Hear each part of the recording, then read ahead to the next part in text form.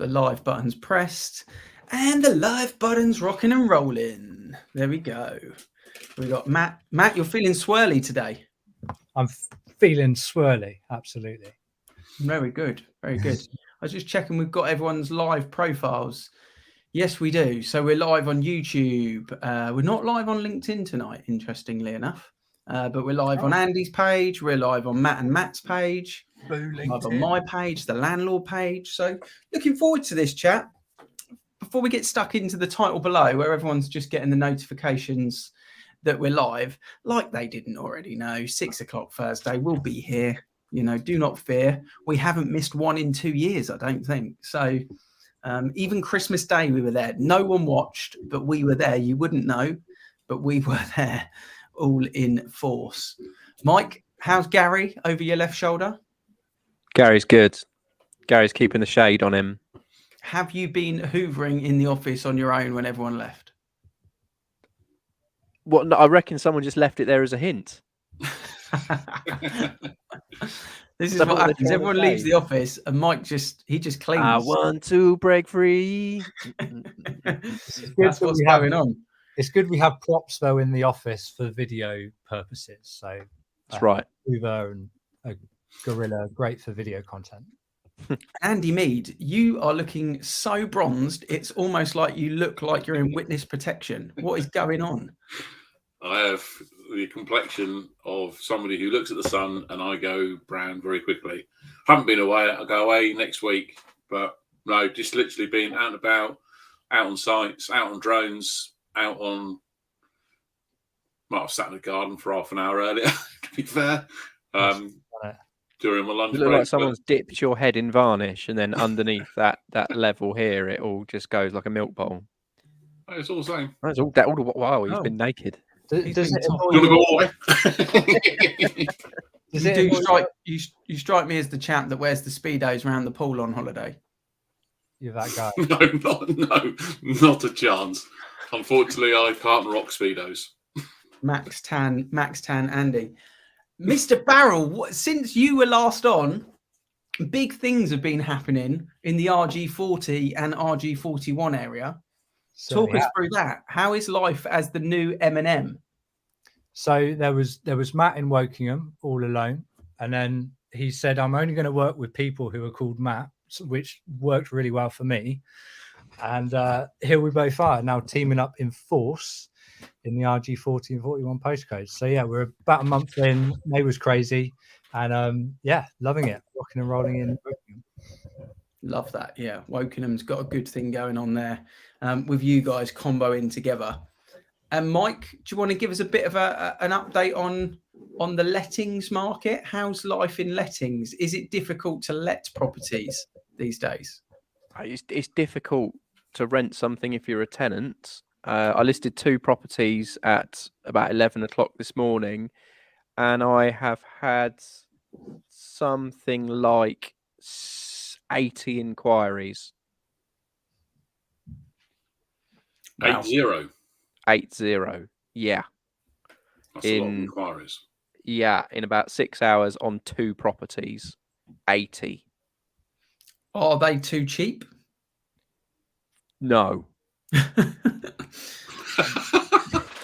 I mean, they're priced reasonably. I called the landlord of the 1-bed that was previously rented at $850 and said, "I'm putting it on for $900 today," and the response was, "Are you kidding? WTF? Is it worth that?" I said, "I can put it on for $950 or $1,000 if you like," and they were like, "No, I don't want any more than what I was getting. I'm happy with that." But you needed to, so you didn't get 160 inquiries. It's unbelievable, absolutely unbelievable. And I really, speaking to people, it's time after time, it's my landlord's selling, my landlord's selling, my landlord's selling. So there's, if there's an MP watching this, there's a crisis unfolding, quite frankly.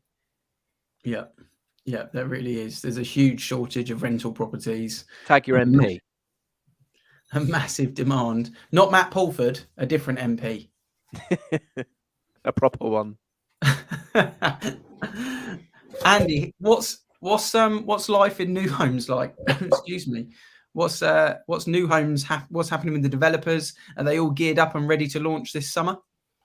Yes and no. There's still, I think there's still the issue with planning and planners and getting stuff through, and it's just ridiculous. It's holding up so many developers, not just the big boys, but the small SMEs, the single dwellings, the double dwellings, just the councils and the authorities are just being so slow in terms of approving stuff or putting objections in which doesn't need to be there. So that's causing a problem as well, which I suppose truncates what Mike's saying in terms of lack of stock.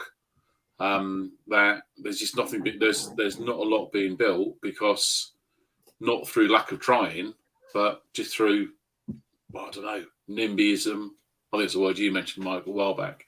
One of my favourites. Yeah, and so it's just it's a struggle. I don't think there's one developer that I've spoken to or I'm dealing with are having frustrations or are concerned about second half of this year, first half of next year, second half of next year. So it is a worry. So as much as Mike says, speak to your MP about lack of stock, speak to your MP about planning, because people need to live somewhere. Matt's being a very good schoolboy and putting his hand up.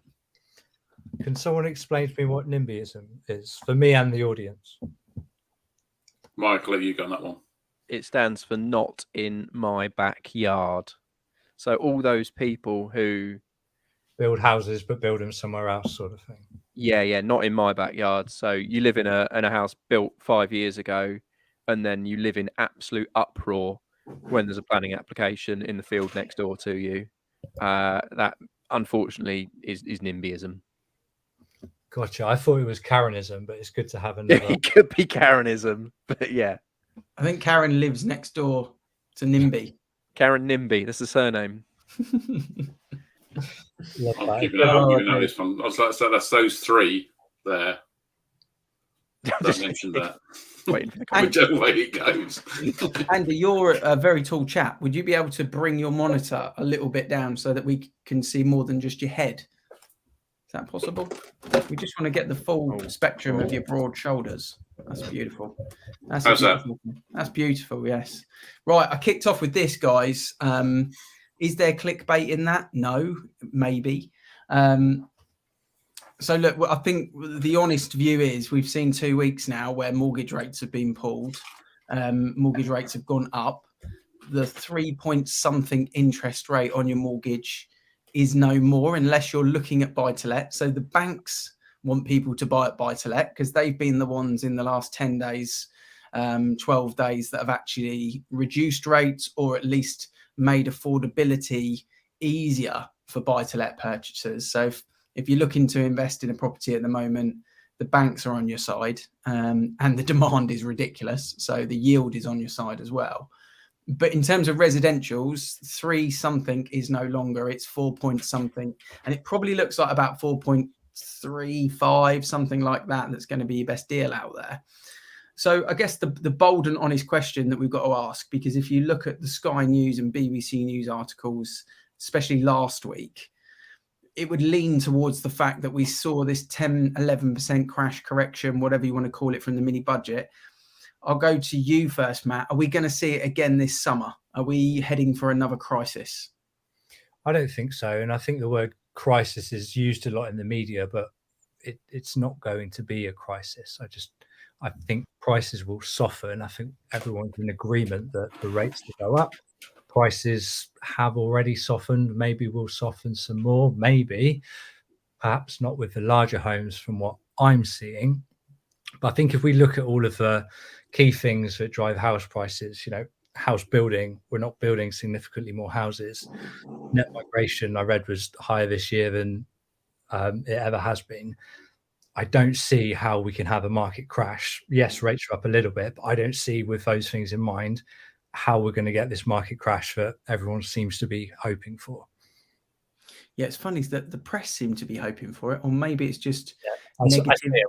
but it's not a Negative news sells, maybe, I don't know, or gets the clicks rather than the sales these days, I think it is.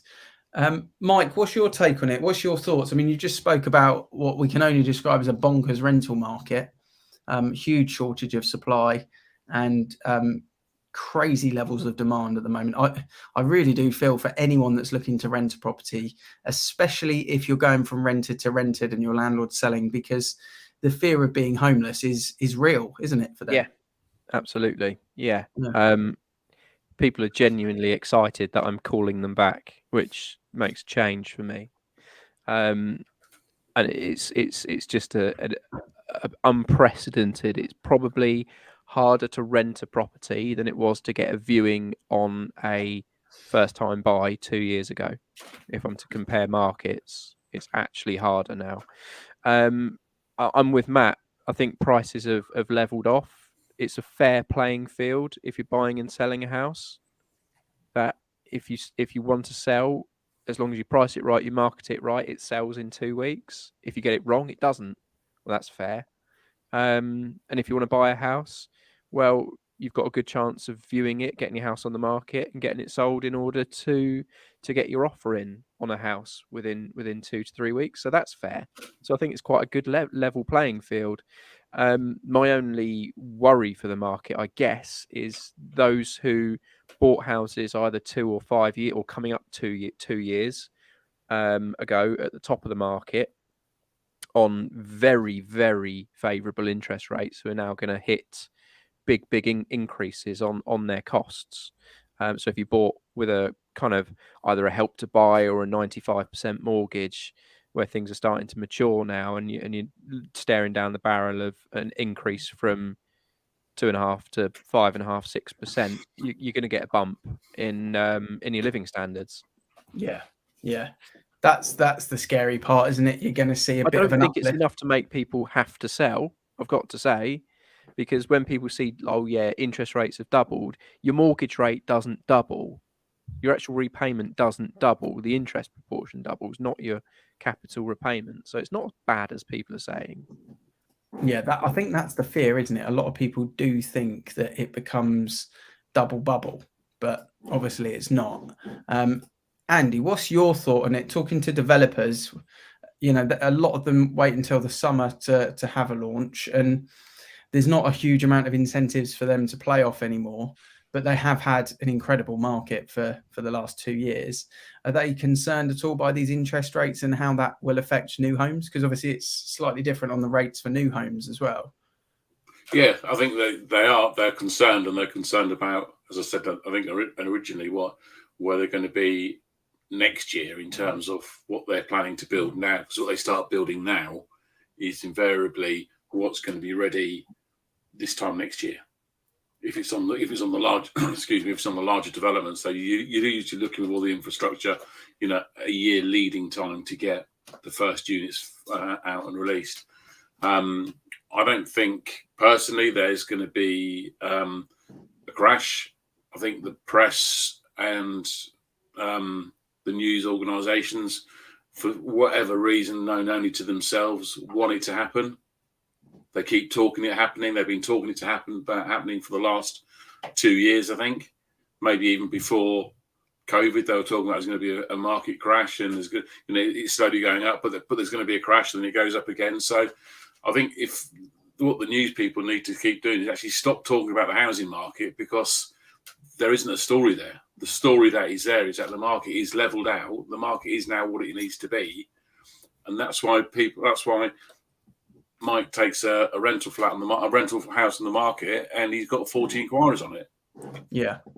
So it's I just don't think they're sensationalizing something that isn't there, and it's just frustrating for everybody in the business that there's nothing else for them to talk about. So let's talk about the market crashing, when actually it's not crashing, because I think there's not one news organisation prepared to stick their head above the parapet and say, actually, there isn't a housing market crash. Yeah. No, I agree. And Mike was talking about rates there. So let's do the game. Let's look at it. So I mean, what we're looking at here is a £500,000 house with £100,000 in equity set in it or as a deposit. So we're looking at a 20% deposit here, which, you know, in the grand spectrum of things might be fairly average. There'll be a lot of people with more equity. 30-year loan seems to be the kind of the going rate. 4%, I don't think you get a 4% at the moment, but let's look at that as the rates that you were ideally looking at 3 weeks ago. You got a mortgage payment at the top there of call it 1,900. Well, if we say at the moment the best deals are probably 0.5% above that, but I'm just going to go crazy and say 6%, because I think 6%, you know, if we're looking at things jumping drastically, and they're nowhere near that, so it's not a problem at the moment, but if they did get to that, well, then we can see that we're looking at £500 more on that. Should we round it around to £500? So, I mean, £500 a month is a lot, but in a £500,000 house, when you were paying 1,900, to see that amount of increase on it in, let's call it potentially worst case scenario, not as bad as maybe some people thought. I mean, some people's electricity bills and utility bills have gone from 100 to 500, you know, haven't they? So shopping may have gone from 100 to 500 as well, a week, a day. So yeah, I mean, when you look at those figures, maybe not as drastic as alarm bells as we make out, but still a significant amount of money, isn't it, Matt? Yeah, it is a lot of money, £500 more. But I think if you're a family who has a £1,900 a month mortgage payment, you're probably going to be able to find that 500 quid or save that 500 quid before your house is going to get repossessed and everything's going to be terrible, which is what would need to happen for a housing crash to materialize, you know. So it's a lot more, but I don't think it's not crisis. And this is an extreme example using 6%. We're nowhere near that. Yeah, I think the reality is we were probably looking at people that had AIPs at 4 that were maybe, let's keep it at 500, because I think around the home counties, that's sort of a standard family home these days, in and around that number. Probably they were buying at 4. And, you know, potentially depending on age, people have been pushing it to 35-year on the term. And chances are, if they're doing an upsize, it's probably more like 150 they're putting in. So we're probably seeing more realistically 1,550 going to something like, in the next month, that sort of number there. So, you know, we're probably more looking at 160 quid change, which, if you've got that amount of money in your bank and you're obviously want to make the move, but you're worried about it, then the easy way to do it would be to pull 20 grand back, pay an extra 60 odd quid, but just have a 20 grand buffer in your savings account, so that if things do get a bit out of control, you've got that buffer, that extra 20 grand sat there, and, you know, you're making your payment. Because the reality is, Mike, what would we be expecting on a small 4-bed townhouse, or maybe a nice 3-bedroom semi? What are we going to rent that property at? Yeah, I mean, that's probably a perfect example. Myself and Will from the Crowthorne area went to see a modern 3-bedroom townhouse this week, and they've just chosen to rent it because they need to move quickly. I'm listing it at 2,000. Will valued it at 510. So you're paying more in rent than you are in mortgage immediately, even in today's money. And it won't surprise me when I market that property next week that I get another 40 inquiries and someone pays more than 2 on it. Yeah, I think so. Andy, what's your thoughts? I mean, that looks like a standard 3-bedroom new homes purchase. Deposit wise on a new homes purchase, what are we looking at the moment? Anything over kind of 15%, fairly comfortable? Yeah, depending on yeah. So it's minimum around about sort of 15-20% would get you a fairly good rate. So that would be on a house. Flatted schemes are a little bit different. But I think a lot of developers over the last year, 18 months, have tended to veer away from flats and are tending now more to deal with houses, because that's what the market dictates they want. You know, 5 years ago, when Help to Buy was out to get the first time buyers on, there was a massive influx of flats and what have you, which was great for the market at the time. Now I think we're looking at, especially what's happened with COVID and people more working from home, there's been a lifestyle change in terms of how they live. So they're not going in the office as much, so they need more accommodation. So therefore, that's one of the houses are tending to be fairly stable in terms of a market that's not as strong as it was 18 months ago. And I think if we do see rates go up to 6% that we looked at there, which I'm not expecting them to, I'm just using that as a hypothetical bad or maybe worst case scenario, then developers are going to reduce their asking price. And much like you said, Matt, it will be a balance case. So someone will be selling that was getting 350 at maybe 330, but they'll be buying at 500 rather than buying at 550. So everything becomes relative. But I think while we got this calculator, I'm going to play the game that everyone will always play when they've got a calculator, which is how much would a big mortgage be? So let's just slap in a £15 million house buy. And let's say that we've got 1.5 million deposit. We're a little bit older, so we're going to do it on a 20-year term. The market's gone bonkers. It's 7% interest rate. And there, ladies and gentlemen, is how you can get yourself to over 100 grand a month mortgage payments if you wanted to. Oh, thank you. Right. That's 30 seconds of my life I'll never get back. Well, now you know. This is a chat for the average person, right? So I think yeah. Sorry, I was in Bitcoin for a minute then. Sorry, it went crazy.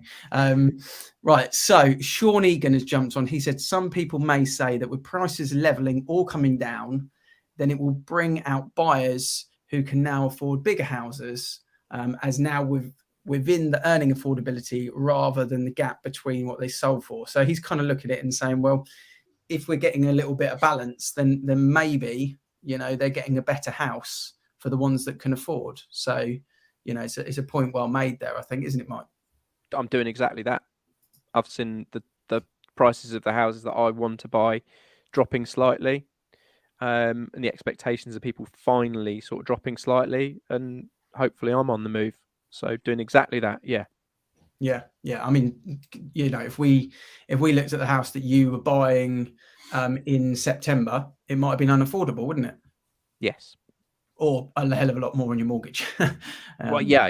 I'm fortunate. I'll be porting the mortgage, so the interest rate scenario has no bearing on me. But able to put a bit of savings in and get the house that I want.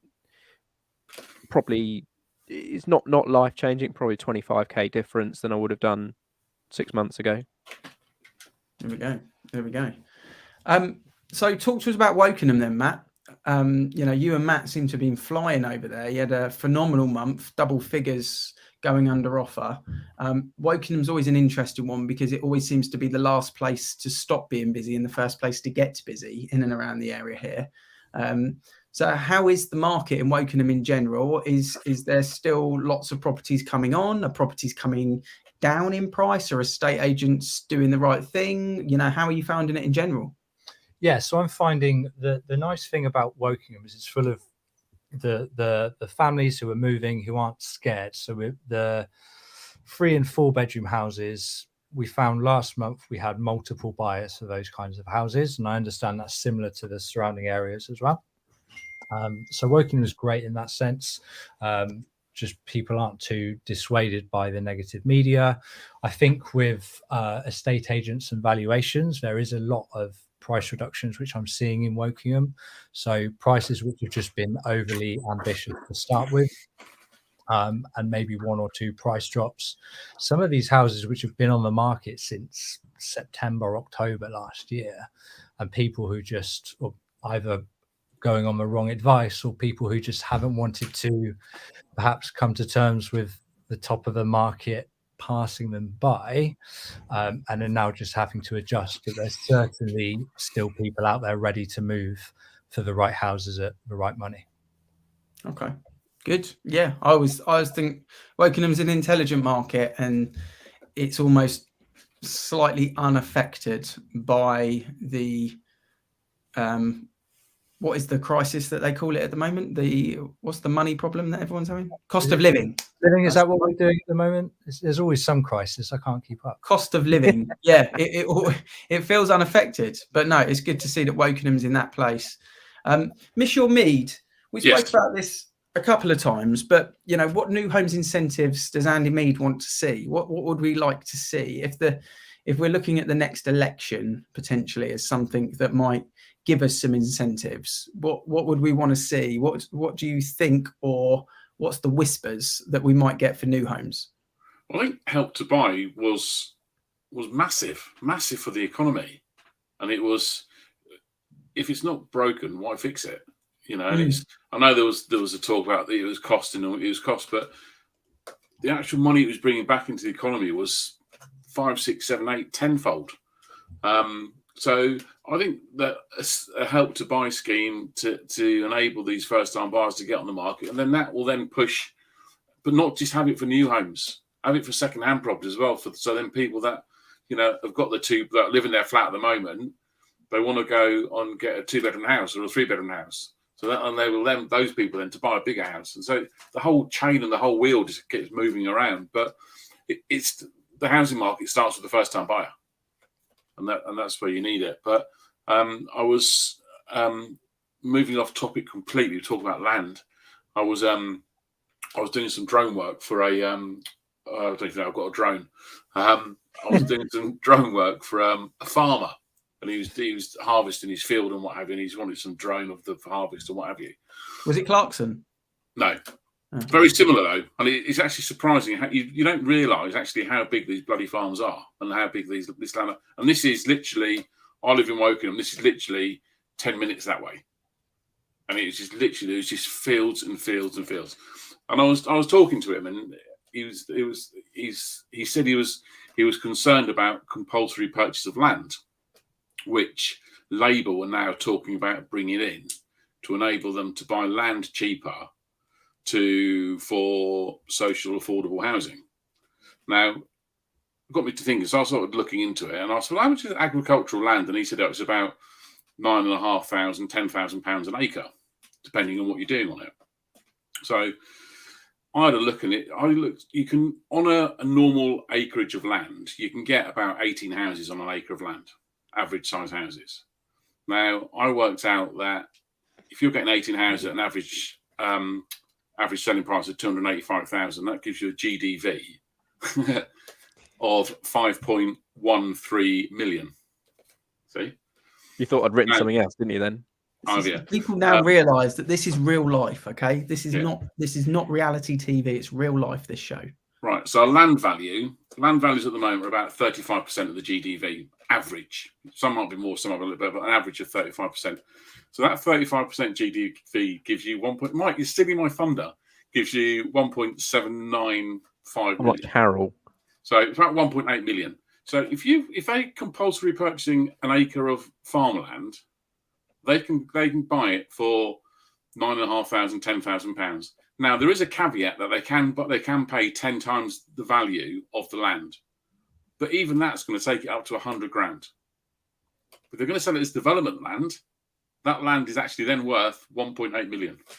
So that's 18 times, or if it's at 9.5 million, it's 189 times more than it would be normally. And this is the concern that a lot of these farmers and these guys have got at the moment, that if somebody else if Labour get into power and they bring this in, they're going to start pushing for compulsory purchasing of land so they can buy and build cheaper developments.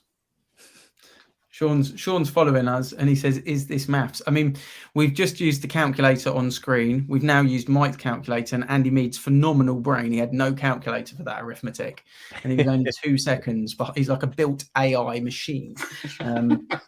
But yeah, I totally get your point, and I guess the question was, did you do the land deal while you were flying the drone?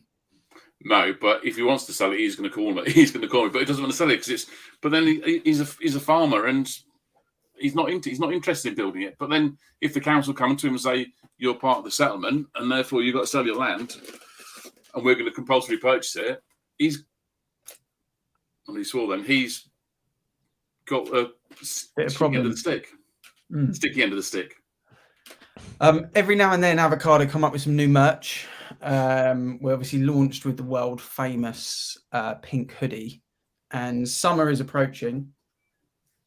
So I guess the real question is, do people want to see Beat the Portals in avocado bucket hats? I guess is the key question. And are we happy with white, which reflects the sun very well, so it's good for summer? Would we like it pink brand?